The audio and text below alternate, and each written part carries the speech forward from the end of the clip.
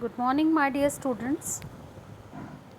Today I am starting our new chapter in history, Touching Changes Thought a Thousand Years.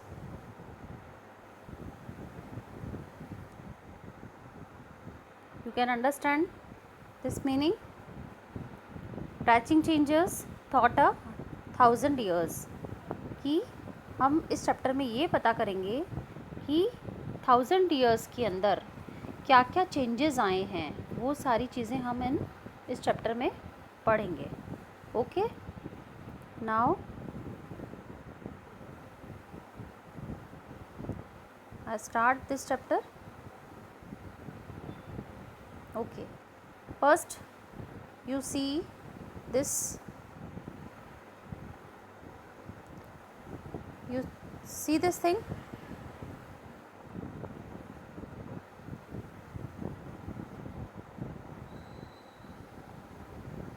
You understand this thing? You can understand?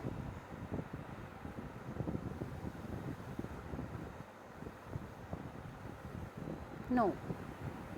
Okay, मैं ये समझती हूँ कि शायद आपको इसको देख के ये क्या चीज़ है, इसको देखकर समझ में नहीं आ रहा होगा कि ये आखिर है क्या. ठीक है, ये क्या लग रहा है? ऐसा लग रहा है कुछ शिप्स चल रही है वाटर में, या कुछ ऐसा चल रहा है, या कुछ अलग टाइप का ये हमको कुछ अलग से नज़र आ रहा है. बट मैं आपको अगर बताऊंगी तो आप बहुत आश्चर्यचकित हो जाएंगे कि ये एक तरीके का मैप है. ये फर्स्ट मैप है जो कि अल इद्रिसी करके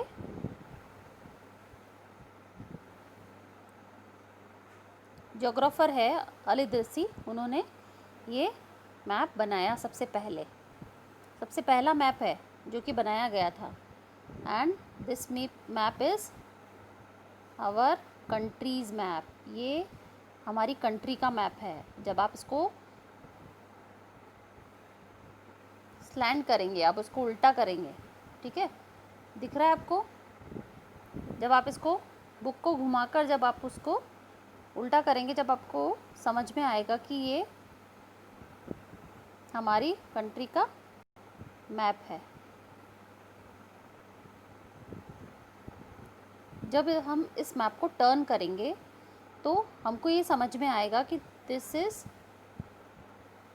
श्रीलंका. ओके, ये मैप अल इद्रिसी ने कुछ इस टाइप से बनाया था कि जो ऊपर का, जो नीचे का पार्ट था हमारा,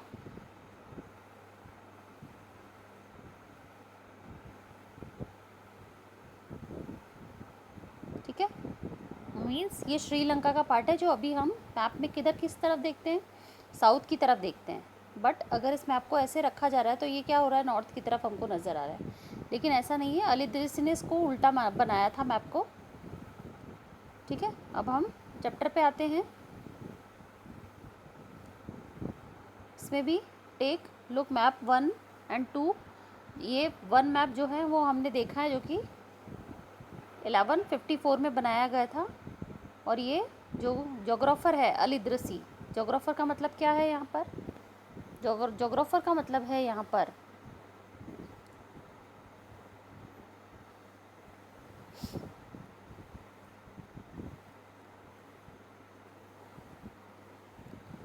ज्योग्राफ़ी का मतलब आखिर क्या होता है? कितने सारे ऐसे बच्चे होते हैं जिनको ज्योग्राफ़ी का मीनिंग नहीं पता होता है.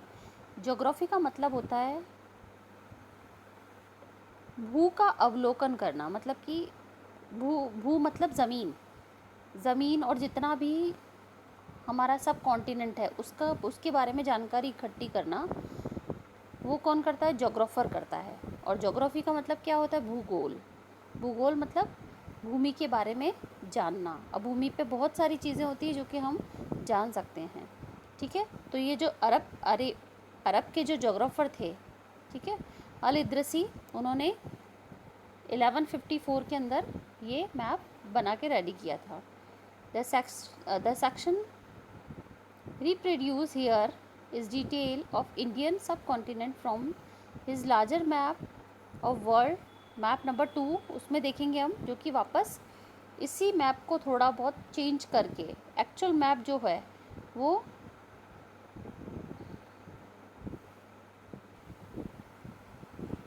इसी मैप को रिन्यू किया गया था, मतलब इसको फिर चेंजेस किए गए थे इसमें। ये तो अल इदरिसी ने बनाया था, बट अब जो मैप बनाया गया था, सबसे पहले हमको ये ध्यान रहना चाहिए कि सबसे पहला जो मैप है 1154 में बना था और अल इदरिसी ने बनाया था। और 1720 के अंदर एक कैरेक्टोग्राफर थे, फ्रेंच कैरेक्टोग्राफर, उन्होंने ये मैप वापस बनाया, जो कि हम मैप नंबर 2 में अब देखेंगे इसको। तो ये जो था, the two maps are quite different even thought they are same area. Same ही एरिया के दो मैप बनाए गए थे। ये तो मैप 1 है जो कि हम अल इदरिसी का बना हुआ देख रहे हैं। अब मैप नंबर 2 है जो कि अब नेक्स्ट पिक्चर में देखेंगे। वो Al Idrisi map south India is where would expect to find north India, Sri Lanka is the island at the top. जो श्रीलंका था उसको उन्होंने क्या कर दिया था, अल इदरिसी ने बिल्कुल टॉप पे बना दिया था। और अल इदरिसी की मैप में क्या हुआ था, जस्ट अपोजिट था। जहाँ पर हम अगर देखें कि साउथ पार्ट जहाँ पर हो सकता है, वहाँ पर उसने क्या करा था, उसने नॉर्थ की तरफ उसको बना दिया था, ऊपर की तरफ। ठीक है, तो हम अगर भारत के अंदर ढूंढेंगे तो श्रीलंका कहाँ है, तो वो उसने कहाँ बना दिया था, आयरलैंड को टॉप के ऊपर बना दिया था। अब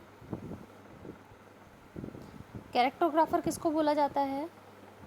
कैरेक्टोग्राफर a person who makes map. Cartographer वो होते हैं जो कि मैप बनाते हैं। ठीक है, अगर आपको एक्स्ट्रा क्वेश्चन में मैं दूँ ये, तो इसका डेफिनेशन ये होगा कि कैरेक्टोग्राफर क्या होता है कि a person who make map, जो पर्सन मैप बनाता है उसको cartographer. Now again we see the picture number 2। ये अगर हम देखते हैं तो यहाँ पर क्या है, जैसा कि हम आज एक्चुअल मैप देखते हैं, सेम वैसा ही मैप हमको यहाँ पर इस पिक्चर में नज़र आ रहा है। और जितने इस पूरे सब कॉन्टिनेंट के अंदर जितने भी पार्ट्स अगर हम देखें, तो ये सारी चीज़ें हमको आसानी से 1724 के अंदर इस मैप को फ्रेंच जो कैरेक्टोग्राफर है उसने बना के रेडी किया था, और ये हम आसानी से देख सकते हैं। Okay,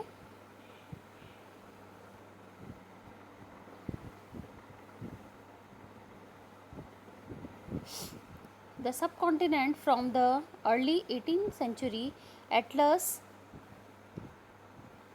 Guillaume the Lisle Atlas Nouveau of the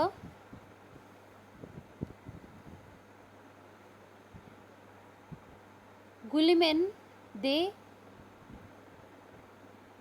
Lisle, मतलब गिल्लॉम द लिजले, जो कि 18 सेंचुरी के स्टार्टिंग के अंदर उन्होंने ये एटलस बनाया था। ये सब कॉन्टिनेंट्स का जो एटलस है वो इन्होंने बनाकर रेडी किया था। ओके,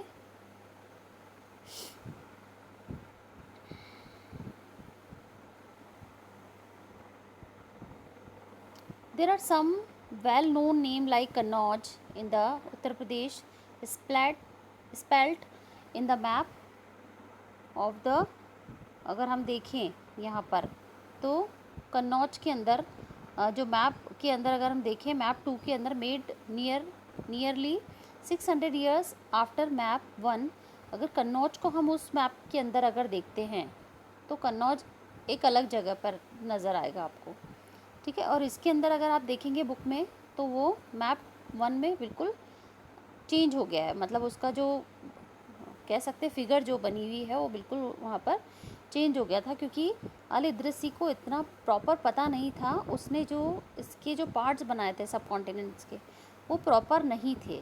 ठीक है, जो फ्रेंच कैरेक्टोग्राफर ने बनाए ये प्रॉपर थे। और during which time information about the sub continent had the change considerably. This map seems more familiar to us, and the coastal areas in the particular are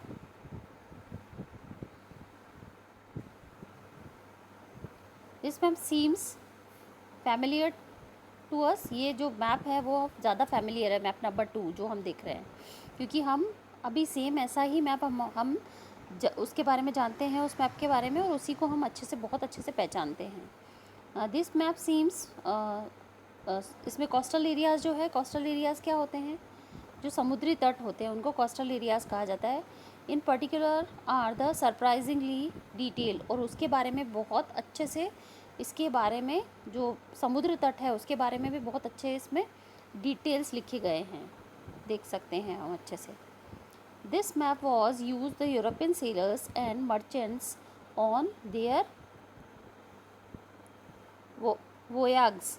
अब जो मर्चेंट्स और सेलर्स थे, merchants और sellers कौन है यहाँ पर, जो लोग व्यापार करने के लिए बाहरी देशों से आया करते थे, वो जो लोग भारत आते थे, हमने ये देखा है कि जो ब्रिटिशर्स या दूसरी जो कंट्रीज़ थी वो भारत से बहुत ज़्यादा अट्रैक्ट थी। आप 8th क्लास में बहुत डिटेल में पढ़ेंगे इन सारी चीज़ों को, बट हमारे यहाँ पर बिज़नेस पर्पस से जो विदेशी लोग थे वो बहुत ज़्यादा भारत से अट्रैक्ट होकर और भारत में व्यापार करने के मंसूबे से आए थे, लेकिन वो आए इरादे से थे कि वो भारत को पूरी तरह से अपने कब्ज़े में कर लेंगे, लेकिन वो सबसे पहले व्यापार करने के अट्रैक्शन से हमारे यहाँ पर आए थे। तो जब वो व्यापार करने के लिए आते थे तो समुद्री यात्रा के लिए वो इस नक्शे का, इस मैप का यूज़ किया करते थे मर्चेंट्स, मतलब व्यापारी।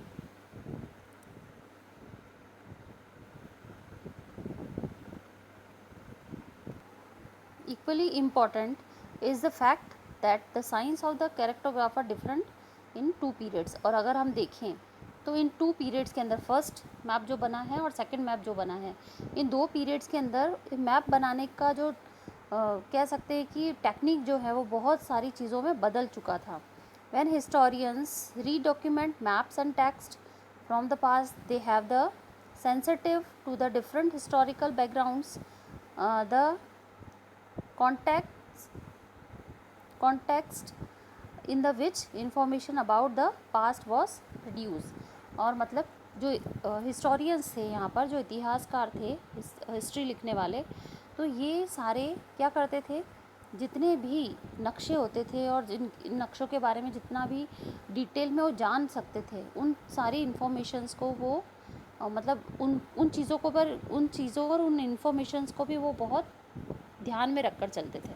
मतलब उस समय में इतिहास लिखने के लिए मैप भी बहुत एक अच्छा साधन था, जिससे वो आराम से किसी भी चीज़ को फाइंड आउट करके आराम से वो लिख पाए। Next paragraph is new and old terminologies. Terminologies यहाँ पर क्या है कि नई और पुरानी।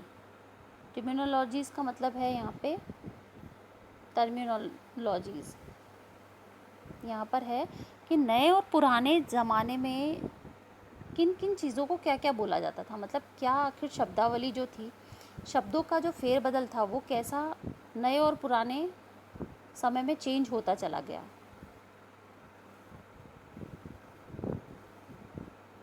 Okay,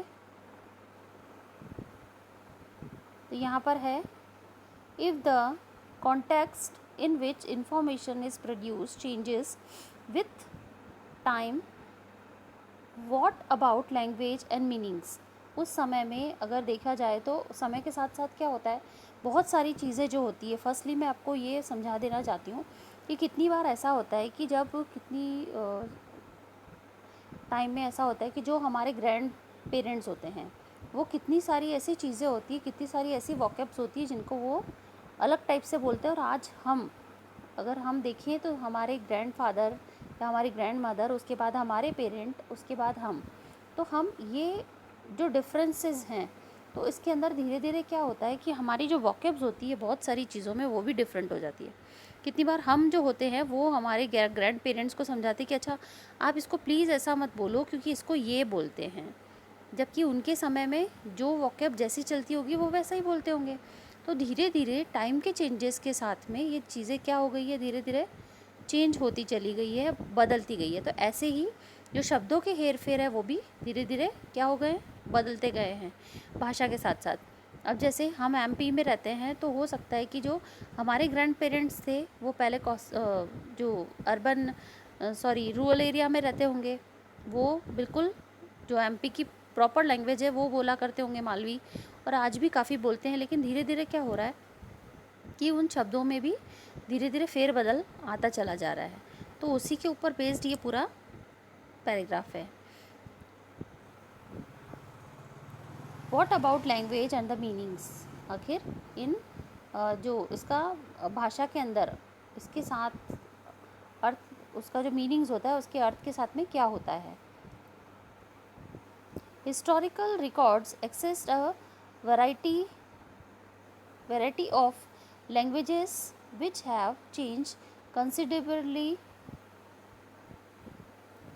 over the years. Medieval Persian for example is different from the modern Persian. अब पहले के ज़माने में जो फ़ारसी, पर्सियन का मतलब क्या है यहाँ पर, पर्सियन, मेडिवल पर्सियन मतलब पुराने ज़माने की जो फ़ारसी, ओके, जो लैंग्वेज होती है फ़ारसी लैंग्वेज, वो अब नए ज़माने की मॉडर्न फ़ारसी से क्या है, बिल्कुल थोड़ी डिफरेंट होती है, ठीक है। और बहुत समय समय पर हम देख सकते हैं कि बहुत जो लैंग्वेजेस हैं उनमें काफ़ी चेंज आया। The different is just with regard to grammar and the vocabulary. ये धीरे धीरे जो ग्रामर है या वोकेब है उसमें धीरे धीरे काफ़ी सारे चेंजेस देखने को मिलते हैं।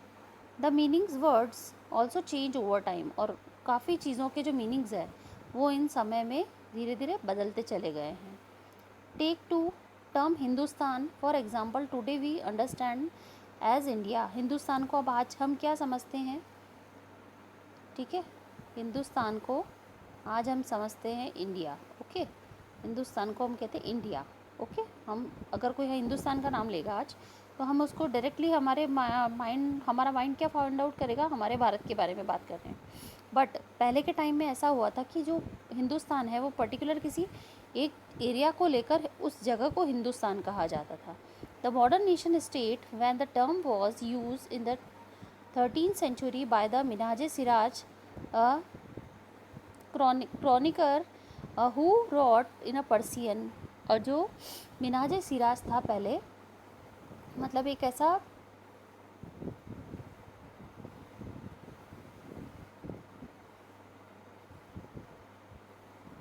मिनाज सिराज कौन है यहाँ पर, मिनाज सिराज जो है वो एक तरीके का हिस्टोरी मेकर है, मतलब कि जो कि हिस्ट्री लिखने वाले हैं। उनका नेम है, जो कि 13th सेंचुरी में उन्होंने, क्रॉनिकल का मतलब भी क्या होता है यहाँ पर, जो हिस्ट्री लिखने वाले होते हैं उनके लिए हिस्टोरियंस भी यूज़ होता है और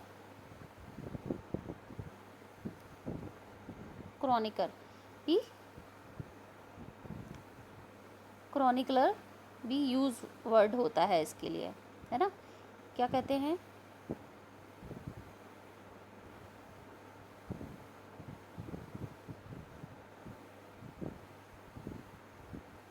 इतिहासकार जो कि हिस्ट्री को लिखते हैं, ठीक है, अलग अलग वैरायटी। तो मिनाज सिराज जो थे एक हिस्टोरियंस थे, एक क्रॉनिकल थे, who rot in a Persian, जो कि उन्होंने एक बुक लिखी थी मिनाज सिराज, इसमें हिंदुस्तान का यूज़ किया था। 13th सेंचुरी में उन्होंने ये बुक लिखी थी, ठीक है।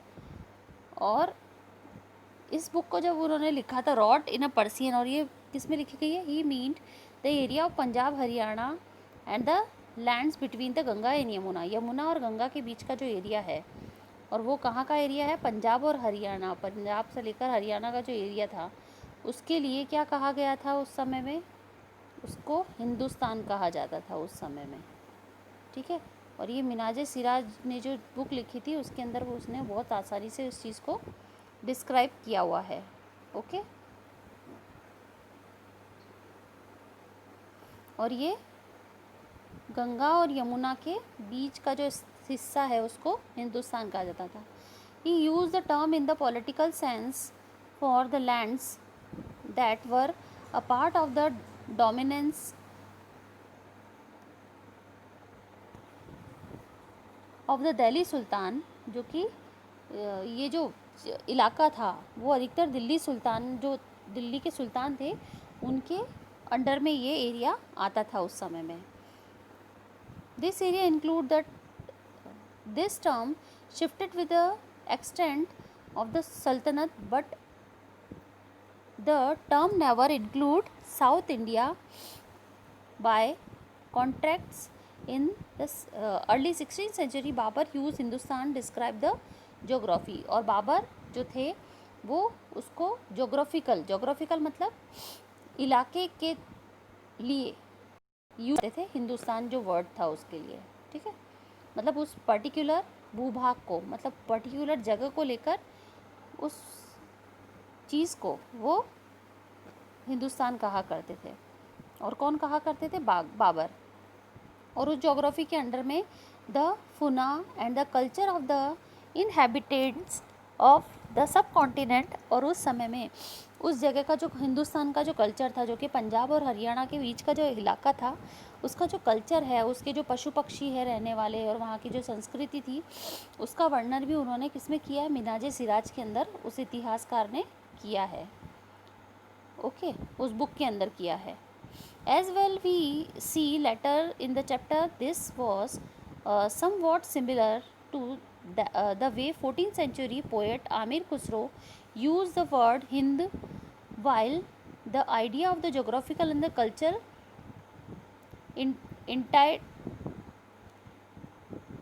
entity like India did exist.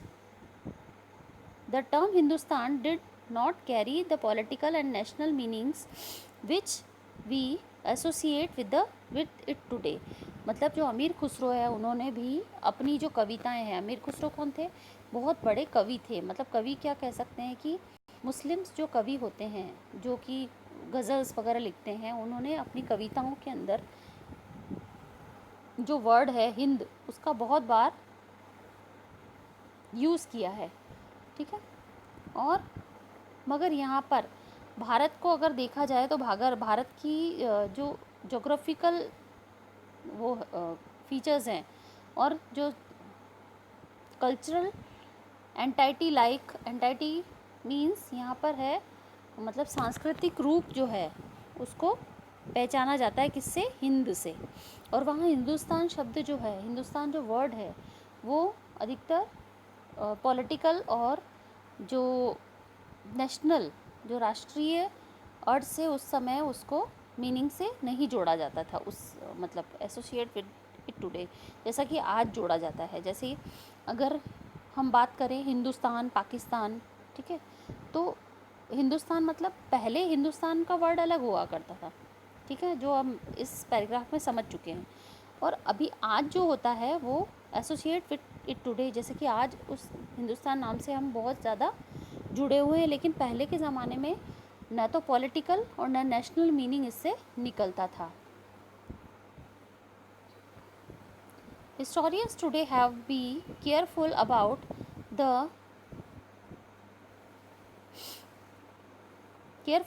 the terms they use because they mean different things in the past. Take for example a simple term like foreigner. It is used today to mean someone who is not an Indian. Okay, foreigner, जैसे कि जो आज भी हम किसी भी चीज़ के लिए अगर वर्ड बोलते हैं, अगर कोई इंसान है जो बाहर से आया है, कोई पर्सन जो कि अदर कंट्रीज से आया है, हम उसको क्या बोलेंगे? We have call a foreigner. हम उसको क्या कहेंगे? We will call a foreigner, हम उसको फॉरेनर कहते हैं।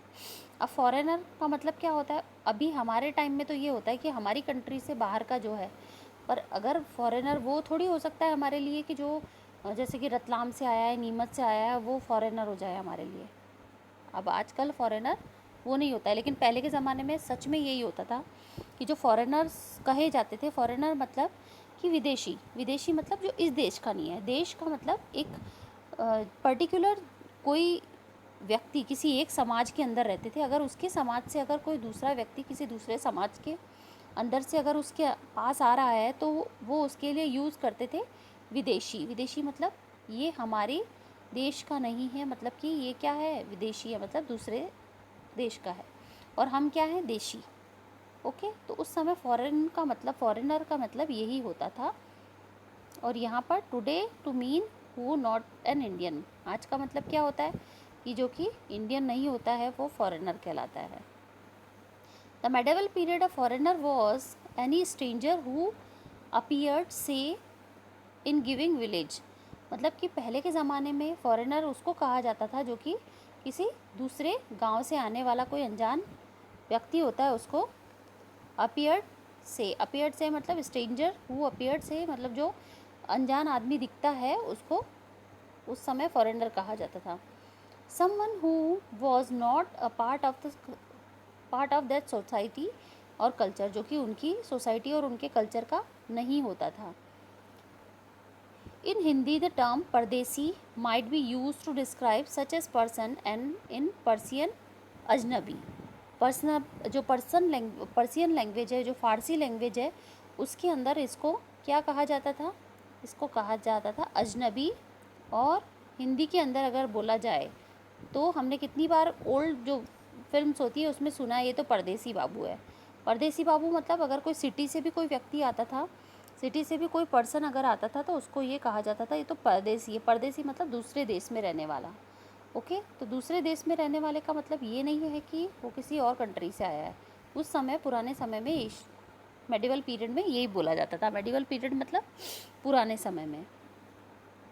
अ city deliver therefore might have regarded a forest dweller as a forest dweller as a foreigner, but two peasants living in the same village were not foreigners to each other, even thought they may have had different religion और caste backgrounds।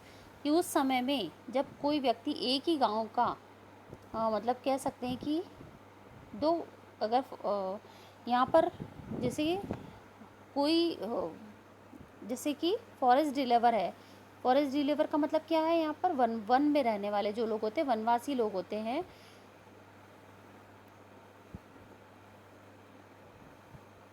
वो forest deliver वो जो होते थे उनको भी ये लोग वनवासी लोग जो होते थे उनको भी ये फॉरेनर कहा करते थे।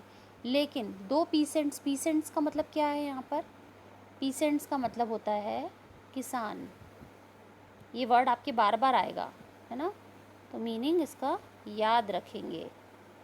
पीसेंट्स का मतलब किसान। ओके, तो जो किसान हुआ करते थे वो सेम विलेज के अगर होते थे तो उनको फॉरेनर नहीं कहा जाता था। ठीक है,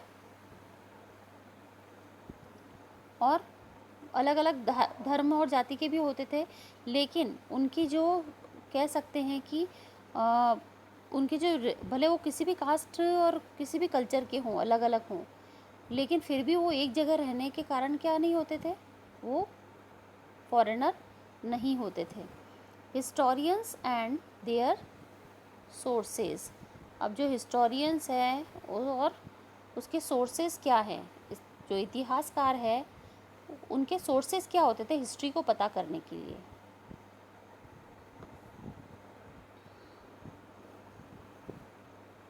Historians use type of sources to learn about the past depending upon the period of their study and the nature of their investigation. Last year, for example, you read about rulers of Gupta dynasty and Harshvardhan. This book you will read about the following 1000 years from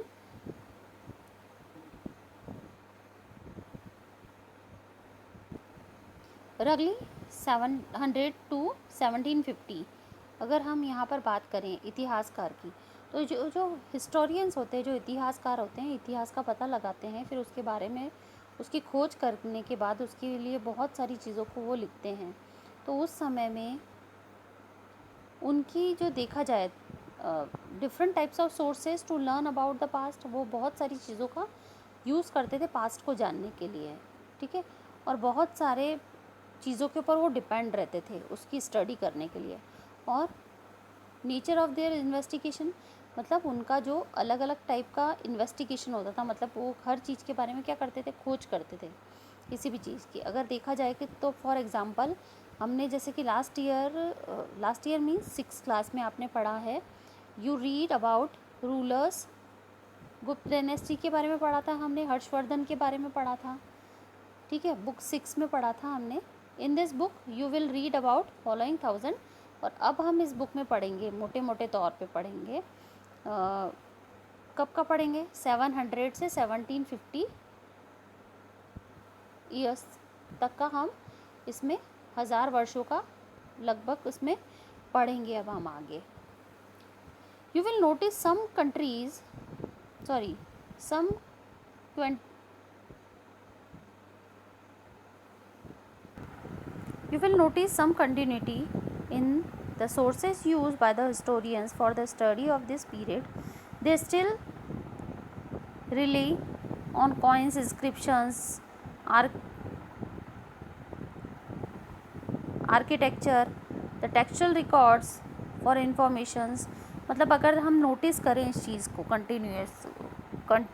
continuity से अगर हम देखें तो ये historians जो होते हैं, जो इतिहासकार होते हैं, वो किन किन चीज़ों का यूज़ करते हैं हिस्ट्री को, उस स्टडी, मतलब जो एक पर्टिकुलर टाइम पीरियड होता है। जैसे मैं बात करूं कि 700, जैसे कि वो अगर 600 या 1000 जो वो ईस्वी है, उसका पता लगाना है कि इस समय में आखिर क्या हुआ था, इतने से इतने वर्षों के बीच के अंदर कौन कौन राजा रहे थे, कौन कौन से डायनेस्टी वहाँ पर फली फूली थी, कौन कौन से राजाओं ने वहाँ पर उस एरिया पे, उस कॉन्टिनेंट पे राज किया था।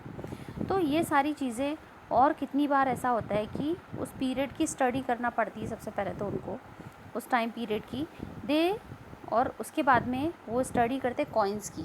जैसे कि हमने अगर देखा है तो कॉइन्स का भी अपना एक इतिहास, मुद्राएं, जो पहले के राजाओं के टाइम जो मुद्राएं चला करती थी, सबसे पहले तो मुद्राएं चलती नहीं थी, बट धीरे धीरे जो राजा होते थे उन्होंने धीरे धीरे मुद्राओं को चलाना स्टार्ट किया था। तो उसमें भी हम देखें, अगर कॉइन्स के हिस्ट्री को भी अगर हम देखें तो अलग अलग जो कंट्रीज़ थी उस वक्त, भले भारत तो एक था, बट उसमें भी अलग अलग राजा जो राज करते थे अपने अपने राज्य में, उनके अलग अलग कॉइन्स चलते थे, ठीक है। उनके इंस्क्रिप्शंस जो हैं, इंस्क्रिप्शंस और मैन्यूस्क्रिप्ट जैसे कि हम पढ़ चुके हैं, तो इस इंस्क्रिप्शंस के बारे में भी, इंस्क्रिप्शन मतलब अभिलेख मतलब जो मेटल और स्टोन के ऊपर लिखे जाते हैं ऐसे इंस्क्रिप्शंस, ठीक है। और आर्किटेक्चर मतलब उस समय की जो इमारतें हैं उनको देखकर भी पता लगाया जा सकता है। और टेक्सचुअल रिकॉर्ड्स मतलब जो लिखित की जो सामग्री है, जो लिखा हुआ जितना भी इतिहास है, उसको भी ये इन्वेस्टिगेट करते हैं इन्फॉर्मेशन निकालने के लिए। But there is also considerable discontinuity. The number of the variety of the textual record increase dramatically during this period। लेकिन अगर हम देखें तो इन सब चीज़ों के साथ साथ अगर टेक्सचुअल रिकॉर्ड भी इन्होंने इंक्रीज्ड उस समय, नंबर ऑफ द वैरायटी, जब 700 to 1750 की बात की जा रही है, इतने 700 साल से 1750 के बीच की अगर बात की जा रही है, तो उस समय में जो इनको लिखित सामग्री जो मिली थी, लिखित सामग्री मतलब कुछ ऐसी बुक्स वगैरह जो पहले के ज़माने के जो हिस्टोरियंस थे उन लोगों ने लिखा था, इतिहासकार थे, तो उस समय कह सकते हैं कि इस टाइम के अंदर एक ड्रामेटिकली चेंज उन चीज़ों को पढ़ के काफ़ी आया। ड्रामेटिकल मतलब आश्चर्यजनक चीज़ से नाटकीय तरीके से एक चीज़ों में बदलाव आया। This slowly displays other types of available information thought this period paper gradually become cheaper more than, मतलब उस समय में क्या था, बहुत ज़्यादा आज के ज़माने से धीरे धीरे उस टाइम में जो इतिहासकार थे उस समय में पेपर का यूज़ बहुत कम किया करते थे। मतलब उस समय पेपर, हम देख सकते कि पेपर उस समय बना भी नहीं था, ठीक है। और बहुत सारी इन्फॉर्मेशन से वो धीरे धीरे क्या हो गई थी, डिस्प्लेस्ड हो गई थी। डिस्प्लेस का मतलब क्या है, यहाँ पर वो खो गई थी इधर उधर और ख़त्म हो गई थी कितनी बार तो है। अब हम बीच में थोड़ा सा ये पढ़ेंगे इसमें, the value of paper. Value of paper मतलब कि कागज़ जो था उसका क्या मूल्य था उस ज़माने में। कंपेयर द फॉलोइंग, अगर हम इससे कंपेयर करें तो इन द मिडल, ये यहाँ से स्टार्ट कर रही हूँ मैं, in the middle of the 13 century की अगर बात किया जाए तो स्कॉलर्स जो होते थे, स्कॉलर्स मतलब क्या होते थे? स्कॉलर्स का मतलब है यहाँ पर जो विद्वान लोग हैं, विद्वान लोग मतलब जो लिखने वाले हैं, किसी भी जानकारी को या किसी भी चीज़ों को, जैसे बड़े बड़े महात्मा होते थे या बड़े बड़े जो संत होते थे या बहुत सारे लोग होते थे, वो लिखना चाहते थे। तो जो उस समय में जो स्कॉलर्स होते थे wanted to copy a book, और वो बड़े बड़े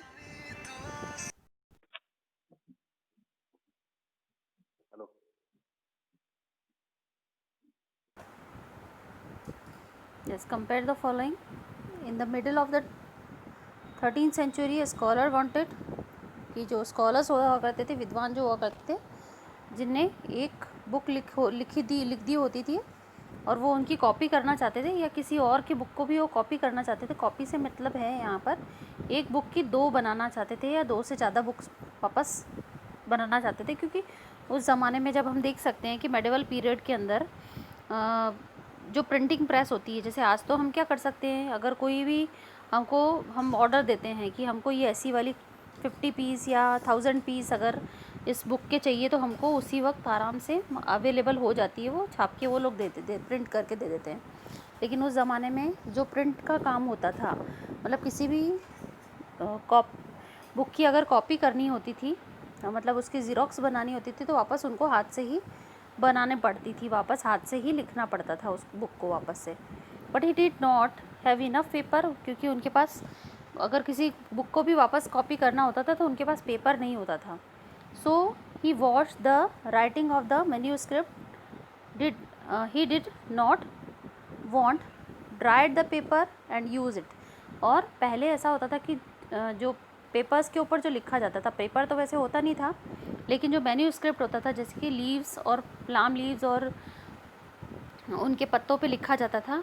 तो मैन्यूस्क्रिप्ट जो हमने पढ़ा है 6th क्लास में भी मैन्यूस्क्रिप्ट के बारे में, तो वो उसका जो मैन्यूस्क्रिप्ट होते थे वो उसको वापस वॉश कर देते थे, क्योंकि वो उसमें उस वक्त इंक से लिखा जाता था, स्याही से लिखा जाता था, और वो उस वॉश करने से वो उन पत्तों से हट जाया करती थी और फिर उनको सुखा के फिर से यूज़ किया करते थे। Second point, a century later if you brought some food in a market. अगर देखा जाए तो एक सदी के बाद में, एक बहुत टाइम के बाद में, अगर ऐसा होता था कि अगर आप कोई चीज़ सामान अगर बाज़ार से आप ख़रीद रहे हो, तो in the market you could be lucky, अगर आप लकी हो सकते हो जब आपको कोई सामान शॉपकीपर किसी भी चीज़ को कागज़ में लपेट के देता था, तब आप पेपर ले सकते थे।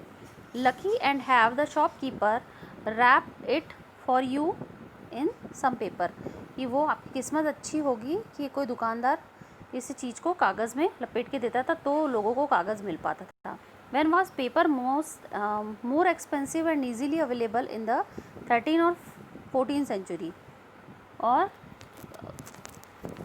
कागज़ ज़्यादा महंगा था उस समय में, और कब आसानी से वो कह सकते हैं कि लोगों को अवेलेबल हो जाता था?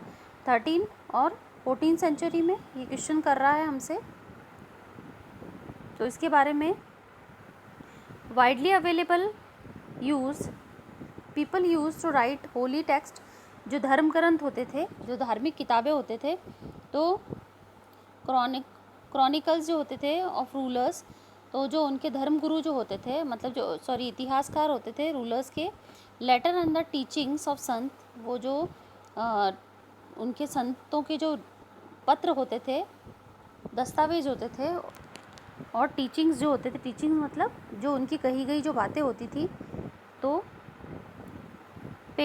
Patents of the judicial records, और जुडिकल्स मतलब कि न्याय से संबंधित जो दस्तावेज होते थे वो records, and for registers of the accounts and tax, और उस समय में राज्य के जो अकाउंट्स होते थे, टैक्सेस होते थे, टैक्सेस मतलब जो टैक्स लगाए जाते थे, कर होते थे। Manuscript but collected by the wealthy people, और मैन्यूस्क्रिप्ट जो होती थी वो अधिकतर, ये पांडुलिपियाँ, मैन्यूस्क्रिप्ट का मतलब क्या है यहाँ पर, अधिकतर जो पैसे वाले लोग होते थे वो इनको कलेक्ट करके रखा करते थे। They were placed in the libraries and art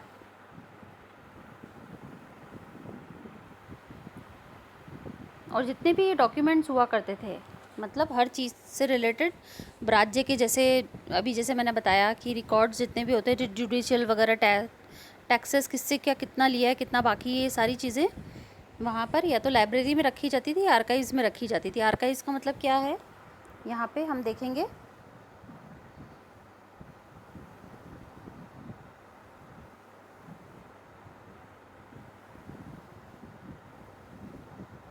yes, this is the archives means. अब मैं आपसे पूछूँ कि आर्काइव्स का मतलब क्या होता है।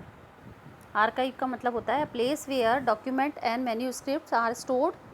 Today all national and state government have archives where they keep all their old official records and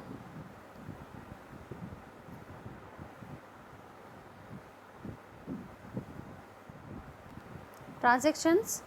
मतलब आर्काइव्स वो होता है जहाँ पर डॉक्यूमेंट्स को रखा जाता है। डॉक्यूमेंट्स मतलब अब आजकल तो क्या होता है कि जितने भी रिकॉर्ड्स होते हैं वो सब हम कंप्यूटर्स में मतलब स्टोर करके रखते हैं, कंप्यूटर्स में हम सेव करके रखते हैं। पहले के ज़माने में ऐसा होता था, कंप्यूटर्स नहीं हुआ करते थे, और जितने भी ये लेखा जोखा जो चीज़ें हैं, तो ये सारी चीज़ें सेव करके रखी जाती थी, जैसे कि मैन्यूस्क्रिप्ट है और बहुत सारी चीज़ें जो ये रिलेटेड टू रूलर्स, मोनेस्ट्रीज़ और टेम्पल से रिलेटेड जो जितनी भी होती थी।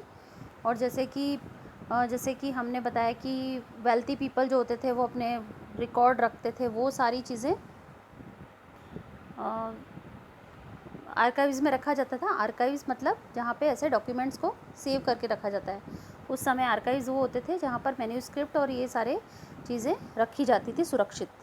टुडे ऑल नेशंस, और आज अगर हम देखें तो ऐसी आर्काइव्स बनी होती है जहाँ पर हमारे राष्ट्रीय जो डॉक्यूमेंट्स होते हैं गवर्नमेंट के, वो इन आर्काइव्स में रखे जाते हैं।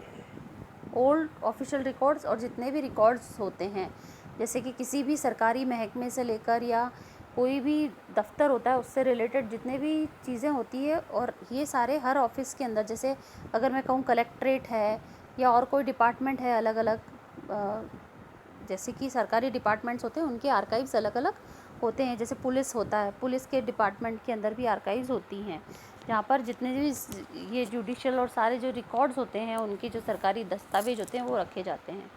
ठीक है, इनको हिंदी में कहा जाता है आर्काइव्स को अभिलेखागार।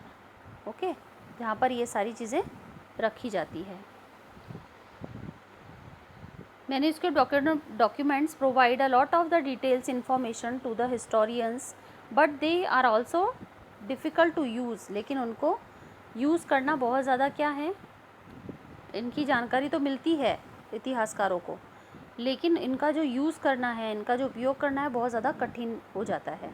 There are no printing press in those days, so scribes copies manuscript by the hand. और मैन्यूस्क्रिप्ट की जो कॉपीज़ करी जाती, कॉपीज़ मतलब यहाँ पर से कॉपी का मतलब नहीं है, कॉपी मतलब एक चीज़ को दूसरी चीज़ में कॉपी करना। कि अगर मेन डॉक्यूमेंट है आपके पास में, जैसे मैं बताऊँ कि एक बुक, कोई होली बुक है, जैसे गीता पुराने ज़माने में मैन्यूस्क्रिप्ट में लिखी गई थी, ठीक है, तो वो जो मेन ओरिजिनल कॉपी है उसकी फिर धीरे धीरे क्या हुआ, दूसरी कॉपीज़ बना के उनको एक सब्स्टिट्यूशनल कॉपी बनाई गई थी, और उनकी मतलब हैंड से उनको वापस से लिखा गया था उसमें देख देख के। If you have ever copied a friend homework, you would know that this is not simple exercise. और अगर हम देखें कि अगर आप किसी फ्रेंड का होमवर्क में से अगर किसी की कॉपी लेके, जैसे कितनी बार होता है हमारा वर्क रिमेनिंग रह जाता है और हम किसी फ्रेंड की कॉपी लेके आते हैं, लेकिन कितना होता है कि हम कितना भी ध्यान रखें, बट उसकी कॉपी में से जब आप हमारी कॉपी में कॉपी करते हैं मेन डॉक्यूमेंट में से, तो भी हमसे बहुत बार गलतियां हो जाती है। और आपकी कॉपी फिर अगर अदर फ्रेंड कोई लेता है तो फिर वो कोई ना कोई नई मिस्टेक कर देता है। तो ऐसे करते करते ये मिस्टेक्स जो होती है वापस रिन्यूड नहीं होती है, वापस बदली नहीं जाती है। धीरे धीरे वो जो मिस्टेक होती है वो आगे से आगे हर डॉक्यूमेंट में चली जाती है।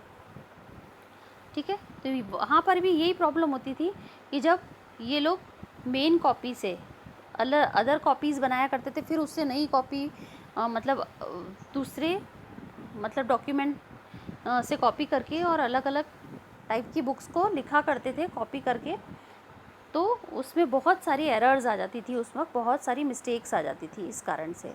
As a result there are small but significant difference in your copy your friends work. आपके दोस्त के काम से उसमें बहुत ज़्यादा आपके थोड़ा सा कुछ ना कुछ एरर आ ही जाता है। Manuscript copying is the somewhat similar, और मैन्यूस्क्रिप्ट की जो कॉपी होता है वो कुछ हद तक तो सिमिलर हो जाती है। As a scribes copied manuscript they also introduce small changes, a word here, a sentence there.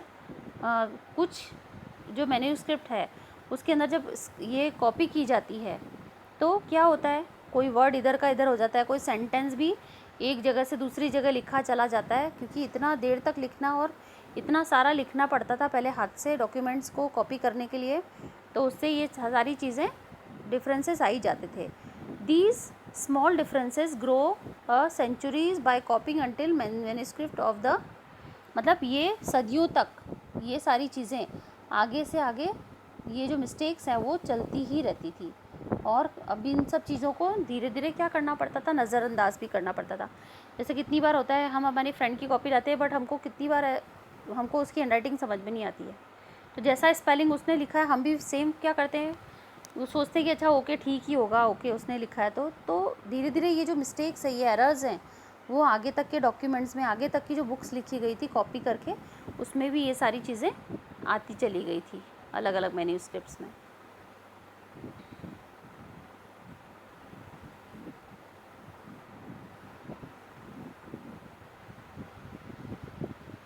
Some texts become subsistently different from the one another, और कुछ जो टेक्स्ट थे, मतलब जो कुछ ऐसे सब शब्द थे जो कि धीरे धीरे उन बदलते चले गए, डिफरेंट हो गए एक दूसरे से।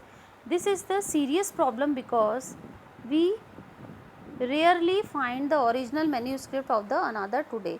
मतलब ऐसा है कि ये जो चीज़ें धीरे धीरे कह सकते हैं कि एक बहुत बड़ी प्रॉब्लम क्रिएट हो गई थी इन सब चीज़ों से, कि धीरे धीरे क्या हो रहा था, ये सारी चीज़ें ओरिजिनल जो कॉपी, मतलब ओरिजिनल जो प्रति चीज़ें बुक थी किसी भी चीज़ का, जब ये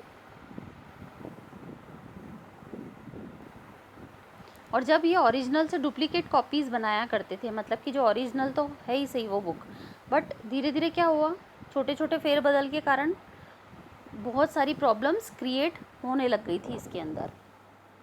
ठीक है, सीरियस प्रॉब्लम हो गई थी ओरिजिनल मैन्यूस्क्रिप्ट से। ऑथर टुडे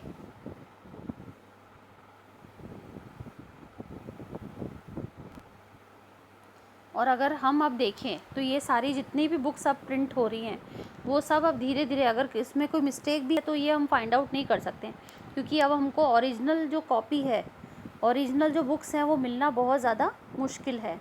जैसे कि अगर हम भगवत गीता की बात करें तो उसमें भी हो सकता है बहुत सारे श्लोकों में, बहुत सारी चीज़ों में भले बहुत ध्यान रखा गया है, लेकिन कहीं कहीं पर थोड़ा सा एरर तो आ ही गया है, और जो कि हो सकता है कि ओरिजिनल जो कॉपी है उससे, और अब ओरिजिनल भी मिलना हमको पॉसिबल नहीं होता है कि हम उसको ठीक कर लें अब। As a result historians have a read different manuscript variations of the same text to the guesses what the author had originally written. मतलब अब जो इतिहासकार है वो अब केवल गैस ही कर सकता है कि आखिर उस समय में जो ऑथर थे, ऑथर का मतलब क्या है यहाँ पर, जो लेखक है वो ओरिजिनली उसने क्या लिखा था, अब उसको फाइंड आउट करना क्या है, इस बात का अंदाज़ा लगाना शायद अब क्या हो गया है, इतिहासकारों के लिए इन सब चीज़ों को फाइंड आउट करना बहुत ज़्यादा मुश्किल होता चला गया। ठीक है, on occasion authors revised their chronicles at different times. The 14th century chronicler Ziauddin Barani wrote the chronicle first in the 1356 and author version 2 years later. The two different from each other, but historians did not know about the extent of the first version until the 1960. Remained lost in large library collection. और उस समय में कितनी बार ऐसा होता है कि जो राइटर्स होते हैं, जो ऑथर्स होते हैं, वो कि बहुत सारी अपनी खुद की लिखी हुई चीज़ों में से धीरे धीरे काफ़ी चेंजेस करते चले जाते हैं। तो उस समय में 14th सेंचुरी के अंदर एक क्रॉनिकर हुए थे, इतिहासकार हुए थे, ज़ियाउद्दीन बरानी। उसने अपना जो उसने सबसे पहले अपना जो वर्ज़न लिखा था वो लिखा था 1356 के अंदर, और सेकंड बार जब उसने सेम 2 इयर्स बाद में ही लिखा था। और इस दोनों में अंतर है, दोनों में अगर देखा जाए तो 1971 तक जो हिस्टोरी क्रॉनिकल्स हुए थे उन लोगों को इन सब चीज़ों के बारे में जानकारी नहीं थी, और इन सब चीज़ों के दस्तावेज जो हैं वो काफ़ी, जो लाइब्रेरी है उसके अंदर बहुत लार्ज कलेक्शन जो था उनका, किनकी बात हो रही है, जो इतिहासकार थे ज़ियाउद्दीन बरानी, जिन्होंने बहुत बड़ा इतिहास लिखा था उस समय में, वो कहीं ना कहीं किसी न किसी लाइब्रेरी के अंदर दबा का दबा रह गया।